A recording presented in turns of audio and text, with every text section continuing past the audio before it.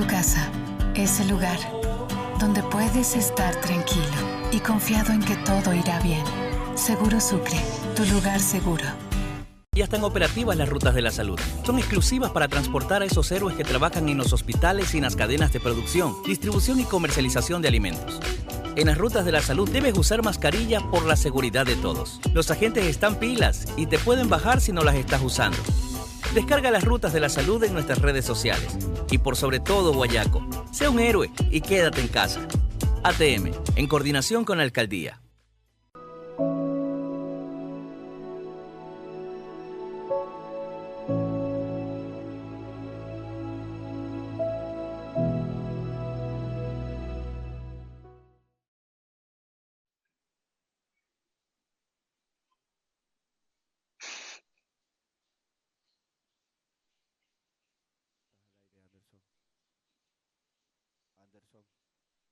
Anderson, Sí. estás al aire. Bienvenidos todos, ¿cómo están? Chema, no me habías avisado, por Dios, que estábamos al aire. Bienvenidos todos, hoy es miércoles 8 de abril del 2020, año del señor 2020. Gracias a todos los que se conectan ya a la señal de la posta mientras yo reviso las últimas noticias antes de entrar al aire. Agradecimiento especial a las marcas que nos acompañan a hacer periodismo independiente. Hablo, por supuesto, de Seguro Sucre, porque tu lugar seguro es tu casa. Un abrazo especialísimo para la cafetería Melate y, por supuesto, para la ATM de Guayaquil. Cumplida la cuota comercial, hacemos una revisión de los hechos. Esto es En Caliente.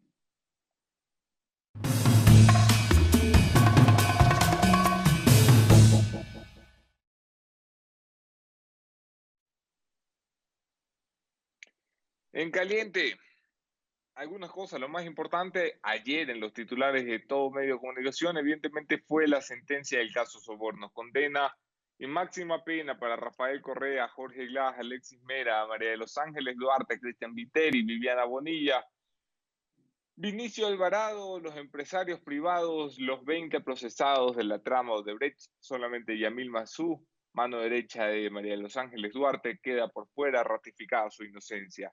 Además de los 8 años de prisión, 25 años de inhabilitación de participación en política y sus bienes serán decomisados. Ha habido evidentemente reacciones de todo tipo a la sentencia contra Rafa y compañía. Bueno, veamos porque esto va de largo, no se emocionen tanto. Esta es una sentencia que todavía puede pasar una fase de apelación y que todavía puede quemar una fase de casación. Veamos qué es lo que sucede. De todas maneras, los tiempos apuntan a que no sería posible retrasar esto para después del inicio de las inscripciones de candidaturas, que es lo que se están jugando a la final los pesos pesados de la política. El año escolar finalizará en modo virtual en la Sierra y en la Amazonía, según titula Diario El Comercio en su edición de hoy, atribuyendo estas declaraciones a una entrevista con la ministra de Educación, Montserrat Kramer, en TVC, en Televicentro. Esta era una de las medidas que había solicitado, por ejemplo, el alcalde Jorge Yunda, y que estaban solicitando algunas otras voces vinculadas a la educación, que los niños no tuvieran que volver a clases, sino que las terminaran de forma virtual. Finalmente, esta mañana, hace menos de hora y media, el alcalde Jorge Yunda ha hecho pública su solicitud al gobierno nacional y al COE nacional específicamente para que considere la posibilidad de mantener el aislamiento social y el distanciamiento social en Quito hasta el 30 de abril. Como para que nos volvamos locos todos, Yunda. Vamos a conversar sobre este y otros temas. Evidentemente, este es un programa dedicado al coronavirus, que ha sido nuestro único tema de conversación desde que arrancó la emergencia sanitaria. Y hoy, abriendo espacio también a la coyuntura, nos acompañará, después en la entrevista con la ministra María Paula Romo, el doctor Ramiro García, del Colegio de Abogados de Pichincha, un buen amigo de esta casa. Quédense todos en la entrevista.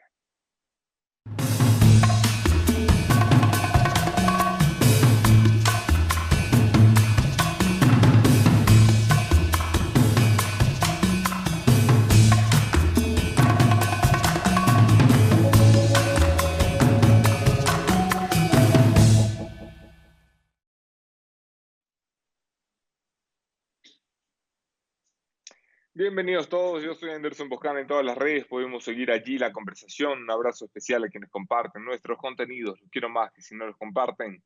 Y tenemos ya en pantalla a la ministra María Paula Romo. Bienvenida, ministra. Gracias, Anderson. Empecemos por el principio, ministra. Las últimas declaraciones del alcalde Jorge Yunda en relación a un nuevo pedido para que se extienda la fecha de aislamiento social es una consideración que entra a análisis del COE. Pero hay algo muy importante aquí que aclarar antes. Es que de ninguna manera vamos a pensar en un regreso a la normalidad. Es decir, las medidas de aislamiento tienen que mirarse en un marco de esta nueva normalidad. El transporte interprovincial y el transporte interprovincial, internacional de pasajeros, me refiero siempre, está suspendido por todo el mes. Están suspendidas las clases y con una definición ya que nos lleva hasta el fin del año lectivo. Es decir, creo que hay algunas personas que cuando hablamos de la fecha del 12 de abril, están en una confusión de que luego del 12 de abril, al otro día, o si es que no es el 12 y es el 17 o es el 19 o el 30, al otro día vamos todos a salir a la calle como si estuviéramos en enero del año 2020. Esto no va a suceder por mucho tiempo, por muchos meses. No vamos a recuperar la normalidad que conocíamos. Habrá una nueva normalidad post-COVID y en esta tenemos que enfocarnos. ¿Qué pasa la próxima semana? Lo que sucede es que hemos terminado ya los 2 periodos de aislamiento de 14 días, que son una primera recomendación. Por el tiempo de incubación del virus, el aislamiento o lo que algunos llaman cuarentena, no es el término exacto porque son 14 días. Este es el tiempo que se recomienda. Estamos próximos a cumplir 2 periodos de aislamiento de 14 días juntos que hemos tenido ya. Esto sucederá la próxima semana. Esto nos obliga a mirar que en cada lugar del país vamos a tener una realidad diferente y por lo tanto ciertas actividades podrían reabrirse. De la misma manera que en enero, no, eso no va a suceder por muchos meses, pero algunas cosas podrían empezar a funcionar y esta decisión se tiene que tomar con información sobre cuál es la curva de contagios, con información sobre cuál es la cantidad de pruebas rápidas disponibles y también, por supuesto, valorando cada actividad. El COE ha anunciado ya que evidentemente no será un regreso a la normalidad de vamos todos a tomarnos un café el lunes 13 de abril, pero que habrá un regreso paulatino según la condición de cada provincia. Dijeron que esto se haría vía un sistema semáforo. Me entiendo, por lógica elemental, que si estás en rojo, pues la cosa se mantiene más o menos igual que como lo has vivido hasta el 12 de abril, pero quiero que nos aclare un poco qué significa esto, cuál va a ser la diferencia entre el rojo, el naranja y el verde. Sí, esto es exactamente lo que hemos dicho. Vamos a tener una especie de semáforo.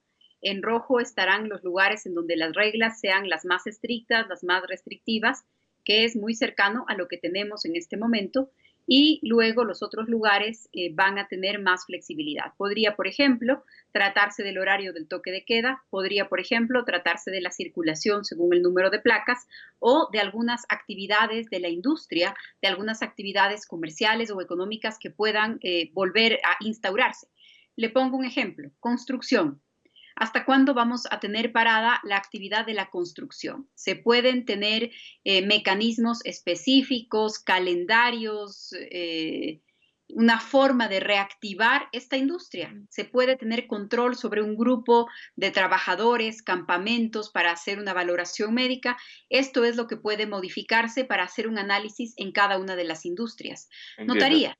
A pesar de que el Consejo de la Judicatura trabaje en un mecanismo para hacer virtual muchas de estas cosas, hay lugares en donde deberíamos volver a tener atención de notarías. La atención del Registro Civil Banco Central para quienes quieran sacar facturas electrónicas, para seguirse dedicando a su tarea comercial, pero en esta nueva realidad muchas personas requieren entrar a este sistema.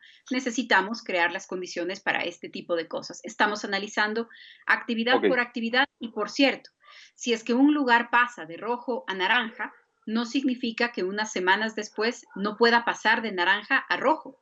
cuando el contagio esté en una fase diferente. Entonces, esto será parte de una nueva normalidad, así como las personas vamos a tener que mirar nuestros síntomas, tomarnos la temperatura, también como ciudad, como provincia, vamos a tener que valorar cuántos casos, cuántos contagios, cómo están creciendo, cómo estamos con las emergencias y a partir de eso tomar decisiones sobre lo que vamos a hacer. Madre mía, qué feo que suena.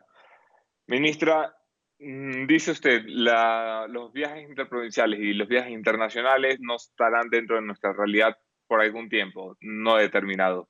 A mí me salta la duda enseguida de los ecuatorianos que dejamos botados en el exterior y que viven gritando que no hay un Estado que los proteja, que el Estado dijo, los ecuatorianos son los que están dentro de mis fronteras y el resto, vayan, busquen muchachos dónde vivir, cómo comer y cómo arreglarse la vida, porque yo no me preocupo por ustedes. ¿Qué va a hacer esta gente si no se abren los vuelos internacionales?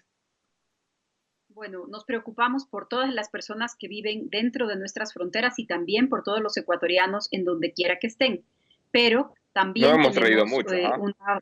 en este momento una realidad, que es la realidad de la transmisión del virus y de poco serviría el aislamiento radical que estamos viviendo en el Ecuador si de pronto vienen 3.000, 4.000, 6.000 personas. Esta no es una decisión que ha tomado solamente el Ecuador, sino también otros países, pero puedo decirle que estamos realizando poco a poco algunos vuelos. Sí hemos tenido vuelos la semana pasada, esta semana también, vuelos humanitarios, aprovechando también Usted vuelos hablaba de de la posibilidad de repatriaciones de cerrar los vuelos países. humanitarios.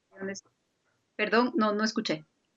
Usted hablaba de la posibilidad de cerrar los vuelos humanitarios No, lo que hemos la hecho semana anterior. es suspender los vuelos que estaban charteados porque había un calendario mucho más agresivo, por decirlo de alguna manera, y nosotros teníamos una imposibilidad material de controlar a muchas personas que no querían someterse al aislamiento. Lo que hemos hecho es decir, y así está la resolución del COE, se reanudan conforme vayan terminando su aislamiento las personas que vinieron en la primera semana de autorizaciones de los vuelos humanitarios. Tuvimos un grupo que ya llegó al país. Este grupo está cumpliendo su aislamiento esta semana. Ayer un grupo cumplió el aislamiento. Hemos coordinado su regreso a otros lugares si es que no eran de las ciudades en las que aterrizó el avión, pero ya terminaron su aislamiento. Conforme esta semana y los próximos días se vaya terminando el aislamiento de quienes vinieron en primer lugar, seguimos recibiendo a nuevas personas, pero en la capacidad que tenemos de poner policías en la puerta de los hoteles. Tuvimos hasta demandas por personas que no querían guardar su aislamiento. Entonces, necesitamos que esto suceda con un espacio de tiempo, con una cantidad de personas que nos permita a nosotros hacer un control muy estricto de que no salten del cerco, de que no salgan del aislamiento, porque pondrían en riesgo a todos los demás. Pero esto suena muy feo, ministra, porque es decir, dependiendo de la capacidad del Estado o de la incapacidad del Estado, depende el derecho de los ecuatorianos de poder volver a su país y transitar libremente, un derecho constitucional que yo sé que estamos en estados de excepción y se restringen ciertos derechos, pero todos los estados de Occidente estamos en emergencia y todos los estados están haciendo lo posible por traer a su gente, y lo ha visto usted con los europeos, cómo se llevaban los europeos en los primeros días de la tragedia. No esperaban 14, 20, 30 días para decirle a su gente, arréglese como puedan, vivan como puedan, ya veré cuándo los puedo traer. Nosotros hemos hecho y vamos a seguir haciendo todo lo posible, y usted ha usado una palabra clave, todo lo posible. Las limitaciones que tenemos son unas limitaciones de logística, de poder ejercer control efectivo, porque hemos tenido casos de la vida real, no nos estamos imaginando. Tenemos casos de la vida real en donde las personas que firman para someterse a un aislamiento preventivo obligatorio, que es la medida sanitaria que se ha tomado, en estos casos no se cumple o se pretende incumplir la medida y necesitamos hacer un control. ¿Cuál es nuestra capacidad para hacer ese control? El número de personas, el número de policías, el número de camas en los hoteles para poder recibir a las personas en aislamiento, y lo vamos a seguir haciendo conforme nuestra capacidad, conforme las posibilidades, en la medida de lo posible. Ministra, sé que tienes que entrar al COE nacional y tenemos poco tiempo, así que te hago la última pregunta de las acciones pasadas para poder pasar a conversar de lo que se viene. Evidentemente, la crisis sanitaria creó un colapso en el sistema de salud pública, un colapso que el viceministro de Salud, Ernesto Carrasco, no ha reconocido públicamente. Ha dicho los hospitales no están colapsados, algo que contrasta con la realidad de quienes viven en Guayaquil y buscan una cama para sus familiares enfermos. Esto creó también una crisis sanitaria, pero en este momento lo que tenemos a la vuelta de la esquina es probablemente la pandemia del hambre, como le llaman algunos de tus colegas. ¿Prevén un escenario complicado en cuanto a orden público en la ciudad de Guayaquil específicamente? No sé si ya acabaste la pregunta, oí mal al final, pero entiendo el concepto. Ok. Sí, a ver, lo que Sí, sí, tenemos sí. es una crisis con muchos componentes. Sí, es una crisis que desborda los sistemas de salud, aunque todavía tenemos camas hospitalarias disponibles, inclusive en Guayaquil, que es la ciudad más difícil y que la que más ha sentido hasta el momento la pandemia.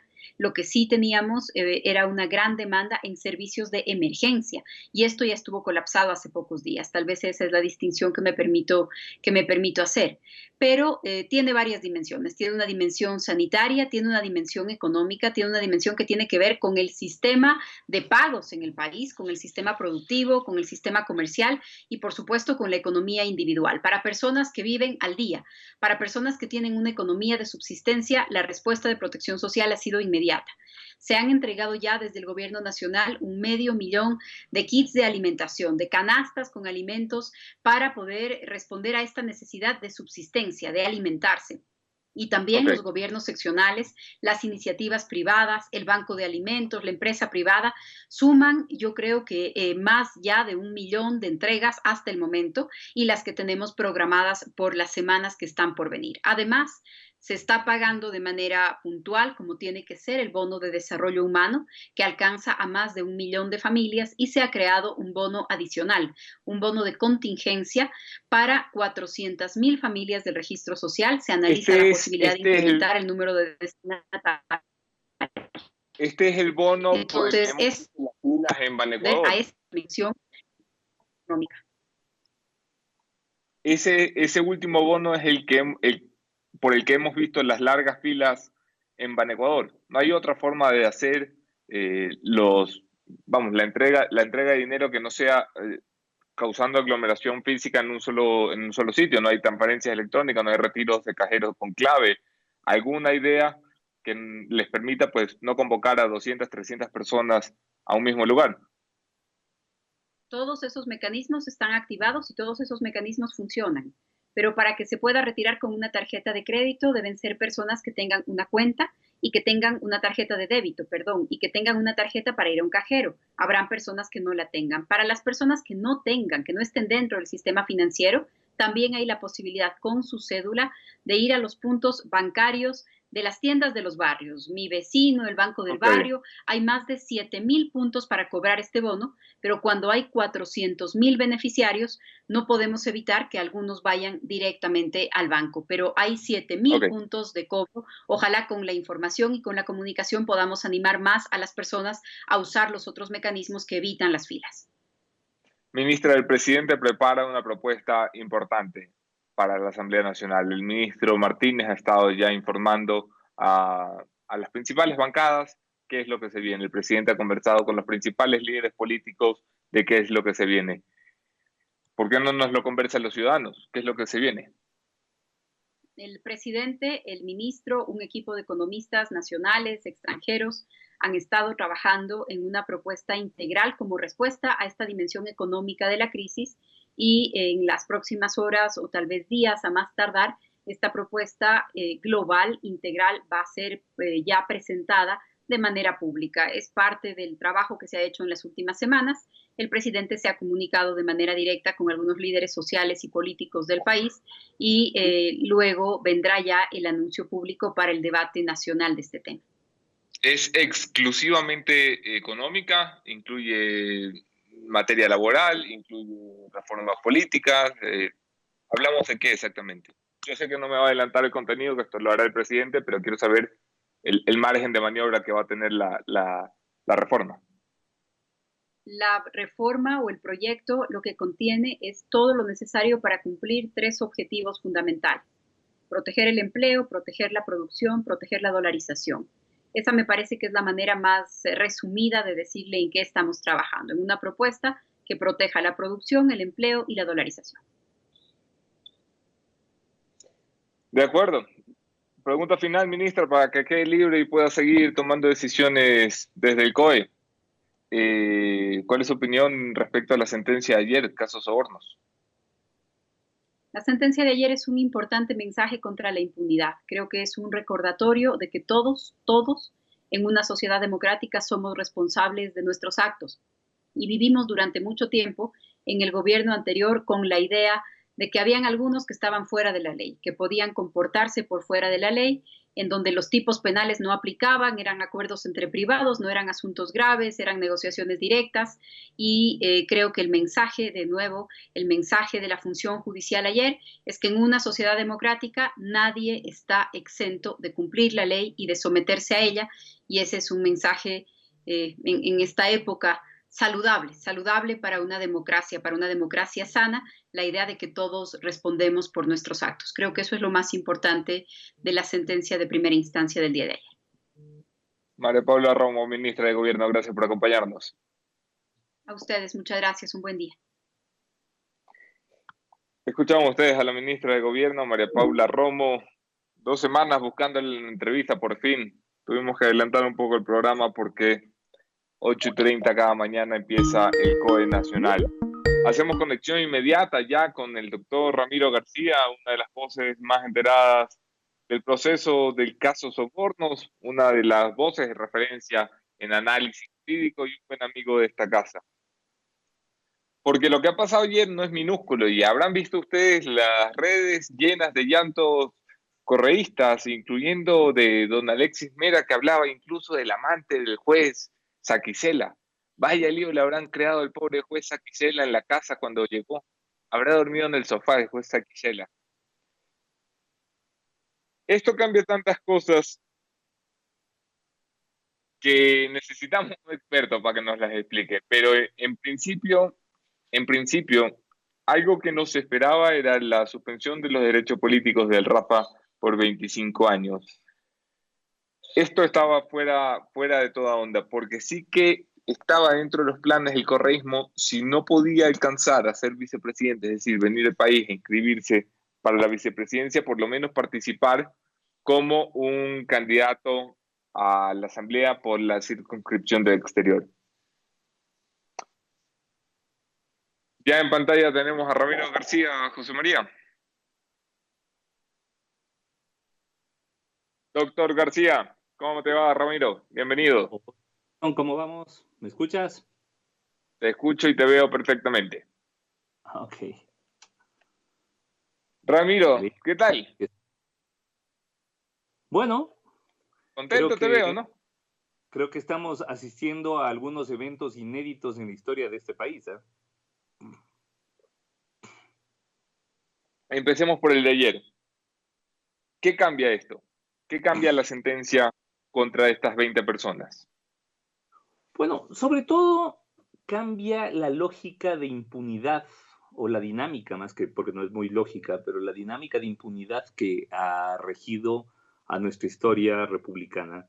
Es la primera vez que yo conozca, al menos, que se dicta una sentencia por un tema de corrupción en contra de un exmandatario. Así que esto ya es de relevar.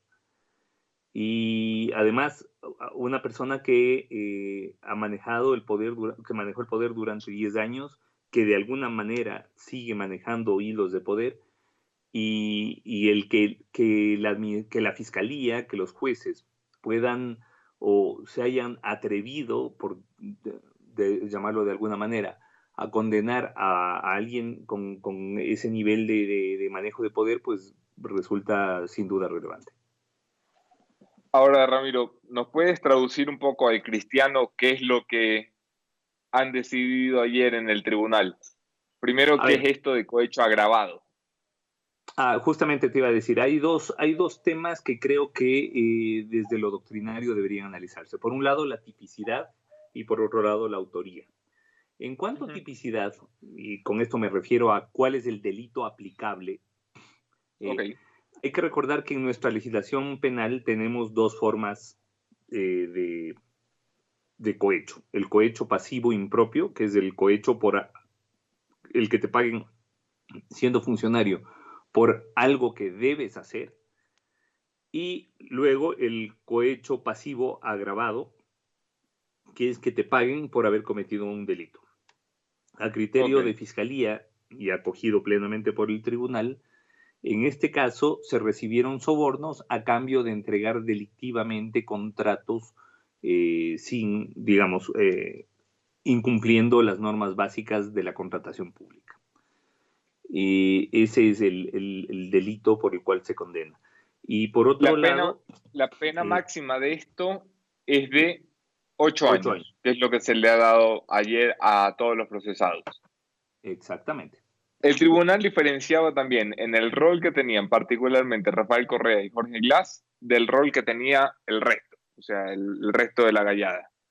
Sí, evidentemente hay una estructura, hubo, mejor dicho, una estructura conformada por cabezas, que en este caso serían Correa y Glass, y que tenían mandos inferiores que por un lado recibían los sobornos y que por otro otorgaban los contratos.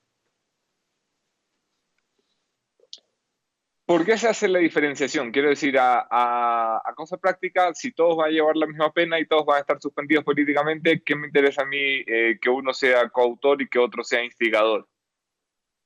Porque en derecho penal tú no puedes meter a todos en un mismo saco y tienes que explicar individualmente la responsabilidad de cada uno. Yo creo que en eso lo ha hecho bien el tribunal al individualizar la responsabilidad y la pena. Más allá de que bajo efectos prácticos todos reciban la misma pena, pero no puedes decir, bueno, se ha demostrado que existe un grupo y todos los del grupo van adentro. No. Y todos ustedes desgraciados 8 años. Exacto. No es así. Hay que individualizar la responsabilidad, individualizar las conductas, y creo que en eso pues el tribunal hizo los deberes, ¿no? ¿Te ha parecido que el tribunal fue un poco más allá en su sentencia? O sea, más allá de lo estrictamente jurídico, porque yo disfrutaba mucho, por ejemplo, los tirones de oreja y llamamientos éticos que hizo el tribunal, por ejemplo, en el caso de Cristian Viteri y Viviana Bonilla, cuando les dice, ustedes no pueden decir que se montan en la tarima y no saben de dónde viene la plata porque así no se comporta un funcionario público. Y te quiero preguntar si esto es muy usual o muy común dentro de las sentencias penales, que se hagan tirones de oreja de compórtate como debe ser. Sí, a ver, lo que pasa es que una sentencia no solamente tiene que decidir, la sentencia no solamente se le tiene que ver como una decisión de un caso específico, la sentencia, y sobre todo en un caso como este, de enorme referencialidad, la sentencia marca un icono de lo que se debe hacer y lo que no se debe hacer. Entonces, yo creo que en eso el tribunal, dentro de su razonamiento, ha incluido temas que evidentemente podrían ser del fuero interno, pero que los ha expresado en la sentencia. O sea, ¿cómo puede ser que una persona pueda decir, por ejemplo, que recibió algunos cientos de miles en efectivo y que no tenía idea de que eso era de procedencia ilícita? Claro. O sea, resulta, claro, si no hay un contrato de por medio o una prestación de servicios o una entrega de bienes de por medio, porque, o sea, si yo te vendo mi auto... Sí, muy normal no es que alguien venga con una maleta con $100,000 y te diga, aquí está, úsalo. Claro, o sea, si yo te vendo mi casa y tú me vienes con una maleta en efectivo, bueno, perfecto, si eso es lo que hemos convenido, de acuerdo. Pero si tú me vienes con una maleta de 150,000 y me dices, oye, toma para la campaña, y yo digo, es que no sabía que esto podía ser coima, cuando además quien entrega era funcionaria de la Presidencia de la República. Entonces, bueno, claro, resulta totalmente forzado el argumento, por decirlo de alguna manera. Oye, Ramiro, esto de la suspensión de 25 años, cuéntanos un poco, ¿qué tan normal y usual es que se suspendan derechos políticos en casos como este? ¿Qué tan exagerado o no es el tiempo de 25 años? ¿Qué están tratando de decir los jueces con esto? ¿Están tratando de sentar un precedente o qué? Bueno, a ver, primera cosa, así no hubieran puesto eso, los condenados no pueden presentarse como candidatos de por vida. O sea, no 25 años, de por vida. Así que no es nada de qué asustarse. Pero, a ver, si tú me preguntas qué tan normal, te diría nada normal, porque esta es la primera sentencia que se dicta en la historia republicana en contra de un expresidente de la República. Ojo, o sea, así de nuevo es esto. ¿Qué tan normal dentro del derecho comparado? Te diría sí, efectivamente, en otros ámbitos, como el peruano, por ejemplo, se ha establecido estas prohibiciones de postulación a exmandatarios como Alberto Fujimori, pero por casos de graves violaciones a derechos humanos. Así que no es algo inédito ni nada que se está inventando este tribunal. Y vamos ahora a lo que sigue. Esta es una sentencia, una condena por parte del tribunal. Ya la mayoría de las partes ha dicho, vamos a apelar. ¿La apelación se hace en qué tiempo y delante de quién y qué implica? A ver, primero es necesario que se notifique por escrito la sentencia. O sea, recién ahí empiezan a correr los plazos de apelación. Para esto pasará unos 7 días más o menos, ¿no? Se demorará entre esta y la próxima semana para notificar por escrito la sentencia. Una vez que contemos con la sentencia notificada, empiezan a correr los plazos tanto para presentar los recursos horizontales como ampliación o verticales como apelación. Así que más o menos te diría que entre mayo y junio debería ya resolverse la apelación, porque una vez que se presenta el recurso de apelación, tiene que remitirse a una nueva sala compuesta por otros 3 jueces de la misma sala penal para que resuelvan y para que decidan sobre lo resuelto por la instancia inferior. Entonces, estos ¿y deciden qué? ¿Deciden una cuestión de fondo o de forma? O sea, deciden, esto estuvo bien decidido, pueden dar marcha atrás, no son 25 años, no son 8 años de prisión, él es inocente. ¿Cuál es el sentido de las son inocentes, o esto hay que bajar, o esto hay que subir? Es decir, tienen una total posibilidad de modulación de la sentencia. Ok. Después de la apelación, tienen todavía un cartucho más que quemar. Después de la apelación viene la casación, y una vez resuelta la casación, recién podríamos hablar de una sentencia ejecutoriada, en el sentido que sea, pero ejecutoriada. En tiempos de la justicia, Ramiro, esto estamos hablando de ¿qué? 3, 4, 5 meses. Mira, yo calculo, o sea, dentro de los tiempos procesales previsibles, calcularía, y lo he dicho, esto normalmente no debería pasar de agosto o septiembre. Ahora que hay temas imprevisibles como esto del coronavirus y la emergencia en que se encuentra todo el país, incluida la Administración de Justicia. Recordemos que los plazos procesales se encuentran suspendidos, así que habría que ver cuándo podemos volver a la normalidad y cuándo nuestra Administración de Justicia podría reintegrarse y continuar operando en condiciones más o menos normales. Ok, la calificación para Diana Salazar, Ramiro. Bueno, yo creo que casi plenamente acogida su teoría del caso, ¿no? ¿Perdón? Ha sido casi plenamente acogida su teoría del caso. En 100% en cuanto a la tipicidad, no fue acogida la teoría de autoría por dominio de organización. La sala se decanta por una autoría por delitos de infracción de deber. Me parece una posición respetable, bastante ortodoxa además, pero evidentemente tanto en lo probatorio como en lo teórico creo yo que Fiscalía hizo los deberes. Así que si hay que calificar eso, pues sin duda un aprobado y con honores, ¿no? Esto llegará a casación, tendremos una sentencia ejecutoriada. ¿Ahí queda el caso? ¿O es de esos casos que abren nuevas investigaciones y que tiene delitos conexos y que...? A ver, primero, en cuanto al caso en sí, con seguridad después de casación se presentarán otros recursos que son posibles, como el de revisión, ante la Corte Constitucional, una acción extraordinaria de protección. Muy probablemente vaya esto a instancias internacionales también. Así que esto no termina ahí. O sea, si hay algo que nos ha demostrado el correísmo es que recursos le sobran. Así que con seguridad van a acudir a otras instancias. Oye, Lo otro, Cuéntame. en lo otro, el tribunal ayer, en la parte final de su decisión, justamente estableció que era necesario investigar a otros eventuales actores de esta trama de corrupción, así que creo que esto va a derivar en otros procesos penales. ¿Cuál es el procedimiento o sea, una vez que la sentencia está ejecutoriada, después de casación, va la gente a cana? Una vez que, sí, exactamente, dicho así, Okay. Así es, una vez que está ejecutoriada, la gente va a cana. ¿Qué pasa con el caso de Viviana Bonilla?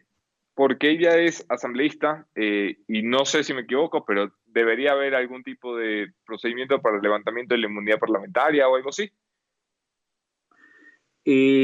No, porque es decir, ya el momento en que fue procesada es porque ya no tenía inmunidad. Pero además, la inmunidad no corre para... Solo corre para los actos en el ejercicio del cargo. Previos al ejercicio de la legislatura. O sea, igual si se ejecutaría esto pasado mañana, pues la Bibi tal cual. Si mañana se ejecutaría esto, la Bibi no tal cual, la Bibi a cana. Y todos los demás igual. ¿Qué pasa con los pedidos de extradición? ¿Cobran fuerza, cobran más valor presentar una sentencia ejecutoriada ante la Interpol que decir tengo un pedido de prisión preventiva?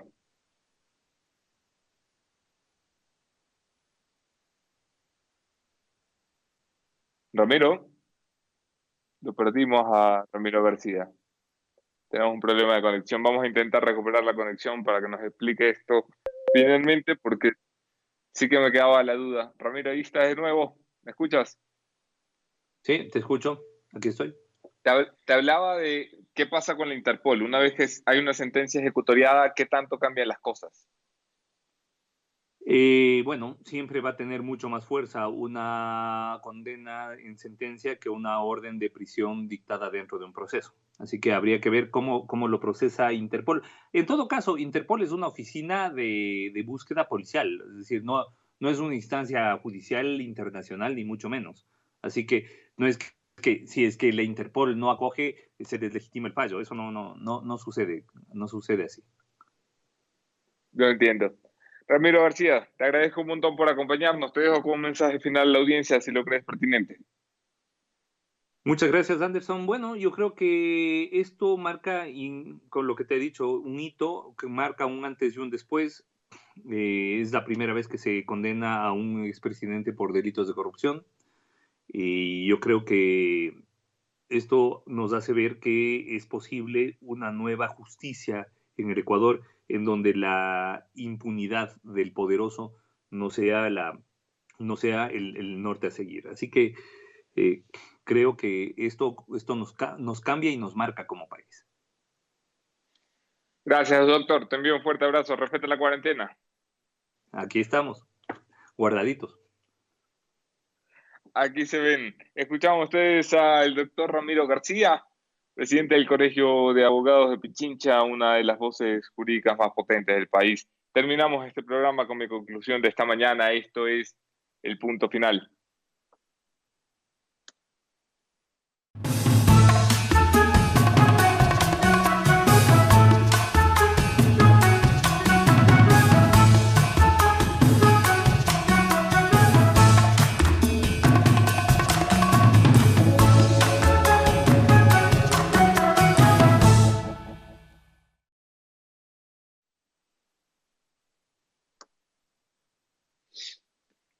Bueno, señores, ha llegado el día en el que oficialmente pueden referirse a Rafael Correa como un delincuente, un vulgar delincuente.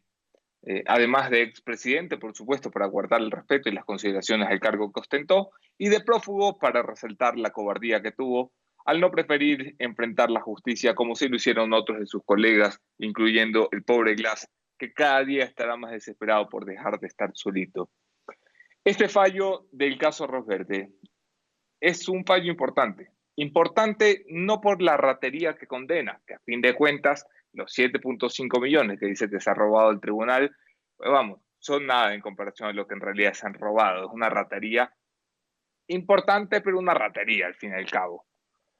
Lo más importante del fallo es que es una luz de justicia sobre una serie de actos impunes, porque en esa sentencia por rateros, cabe en realidad la justicia por tantas cosas, por la persecución política, por la violación reiterada de derechos humanos, por los atropellos a todos aquellos que pensaban diferente, por la gente que fue perseguida con su familia, hostigada, por la gente que fue asesinada, que no lo olvidamos, que hubo muertos durante el correísmo, por todos los recursos públicos saqueados, por todas las veces que violaron la Constitución, por todas las veces que amañaron la ley para hacer trampa, por la cooptación de los poderes. Allí cabe la justicia por haber creído que eran imposibles de vencer en términos justos y normales, por creer que el poder iba a durar para siempre.